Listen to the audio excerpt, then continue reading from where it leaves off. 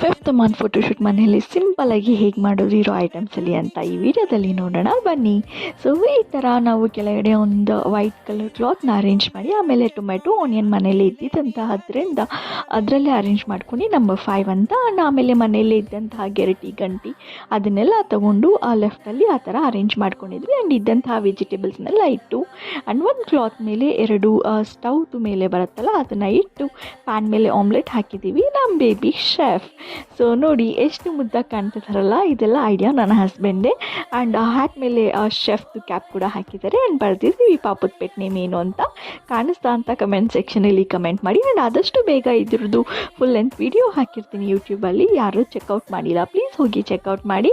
And photos ಹೇಗೆ ಬಂದಿದೆ ನೋಡಿ, ನಮ್ಮ ಪಾಪದು 5th ಮಂತ್ದು ಶೆಫ್ ಆಗಿದ್ದಾರೆ. ಆ್ಯಂಡ್ ಅವ್ರು ಆಮ್ಲೆಟ್ ಹಾಕಿದ್ರಲ್ಲ, ಆಮ್ಲೆಟ್ ಸಾಕತ್ತಾಗಿತ್ತು. ನಿಮ್ಮೆಲ್ಲರಿಗೂ ವೀಡಿಯೋಸ್ ಇಷ್ಟ ಆದರೆ like, share, subscribe and comment ಮಾಡಿ, ಫಾಲೋ ಮಾಡಿದೆ.